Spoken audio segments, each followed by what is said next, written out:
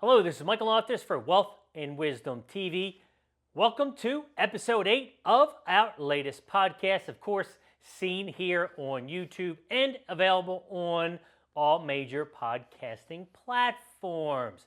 If this is your first time here, I am a practicing financial advisor. We do regular market updates, we do educational videos, and now, of course, we're doing these podcasts. So if you like what you hear, please do consider subscribing. So, kicking things off, as always, I'll go to our quote of the month. If you're shopping for stocks, choose the way you'd buy groceries, not the way you would buy perfume. That is from famed value investor Benjamin Graham. Now, he may not be aware of what the cost of groceries are lately, so maybe not too timely, but I did figure we'd get a chuckle out of that one. So, today we got three different sections.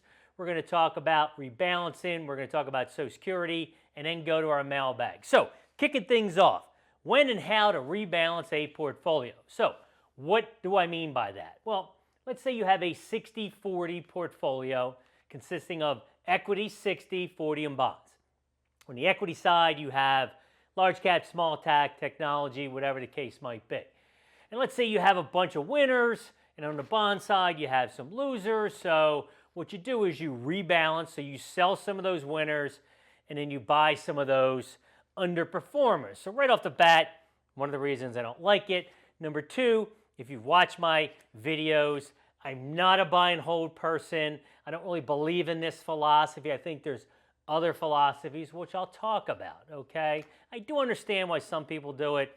It's just not right for me and my firm. So first off, when I look at things, if a stock's running and it's really, outperforming, why sell it, right? Why get rid of that horse that's winning the race? Now, that being said, you got to be careful. You got to set targets for when to sell. For me, it's 20, 25%. Not sell, but trim. Take profits, right? You don't make money until you take profits. So I like to take some profits. And if it pulls back, holds trend, I might add to it again. Depends on where we are. So that's number one. Let those winners run a little bit longer. The idea of having some of those losers is like having a basket of eggs and you got a couple rotten eggs, right? You want to keep those? Of course not. Kind of like 2022. Bonds were gross underperformers.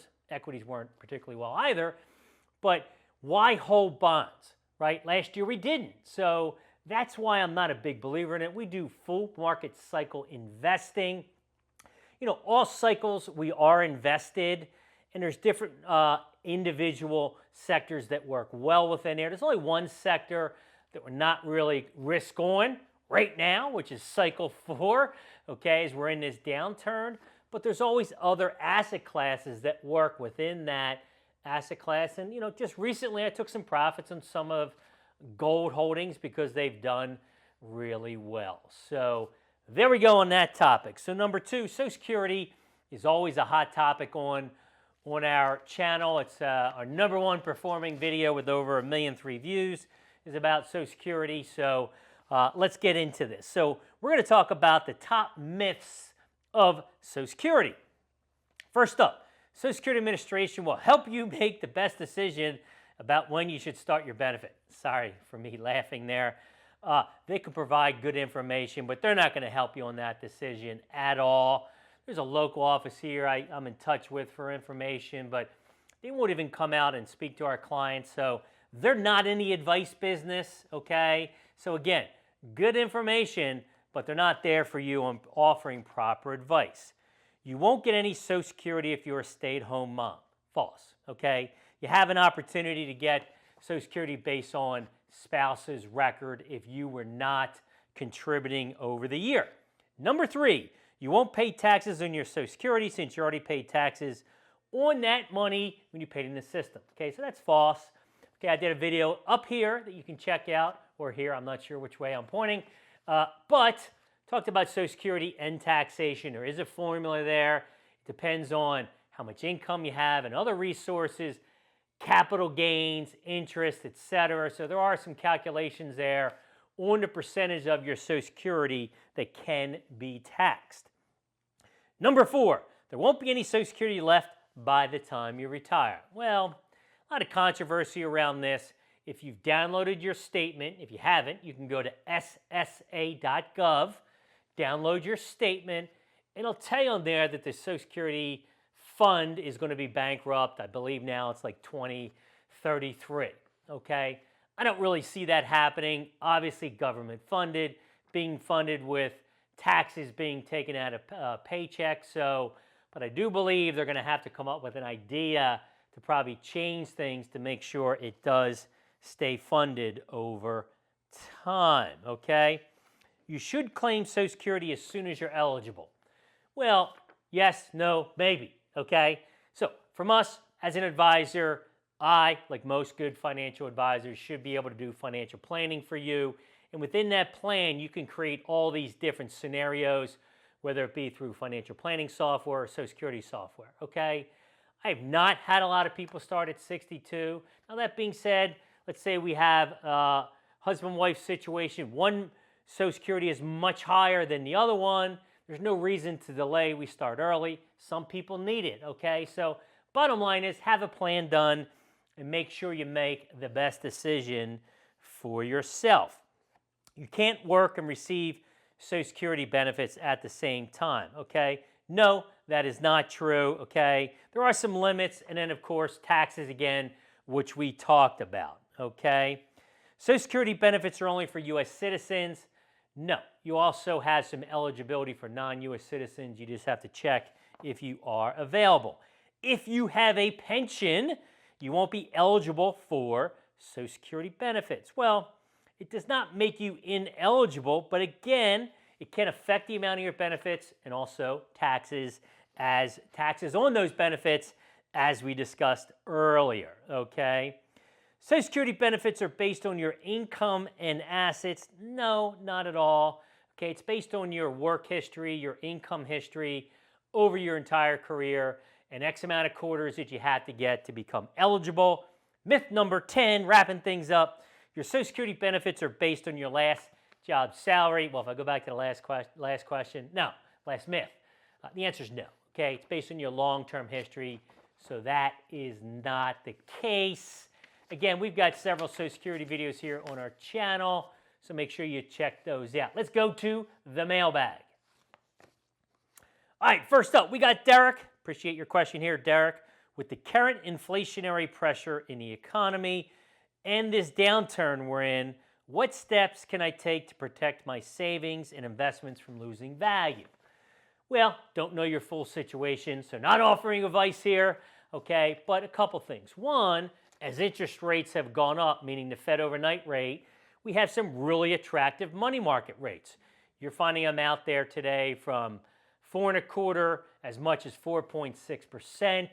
Okay, 3-month treasuries paying over 5%. So there's a lot of other options right now where you can get a decent return, okay, without taking on any type of risk, okay? And there are some opportunities in this market, okay? I understand it's a difficult market, but if you check out our latest video here, I do get into that. I mentioned, gold and bonds are some of the areas that we're looking at, but, protecting your savings, protecting is a difficult thing. No one can really protect you 100%, but there are some good options out there today. So take a look or give us a call if you have more questions. Toby, I'm retiring in about 5 years. I'm currently maxing out my 401k, but not adding any other savings. Should I be saving anywhere else if that means putting less in my 401k? So again, I don't know your full situation here, Toby. Okay, I had to look up his name again. But it depends, okay? This is why we do a financial plan. So one of the things I see with clients, if they have all their money in retirement plans, and they've done a great job. But the problem is, as you probably know, money's coming out of your 401k is going to be taxed at ordinary income. So you want to make sure that you do have some other investment vehicles as you build your portfolio, as you get closer to retirement. That can be done with a Roth IRA if you're eligible, or non-retirement accounts, which would be a brokerage account.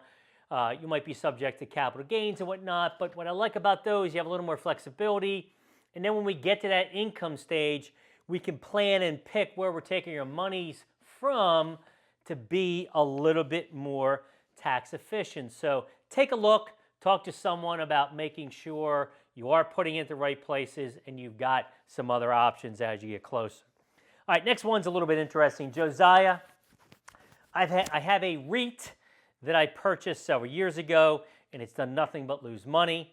I'm told that I can't cash it out. I got a letter from a company offering it to buy me. Is this worth exploring? So first off, REIT, Real Estate Investment Trust, okay? Think of it as a mutual fund, but just real estate is part of that property. Now, my last job in corporate, I was in the REIT business, so I know what we're talking about here. So what he's specifically asking about is what's called a non-traded REIT, because you can have REITs that are traded on exchange, and they trade in and out. You can buy and sell at any given time, okay?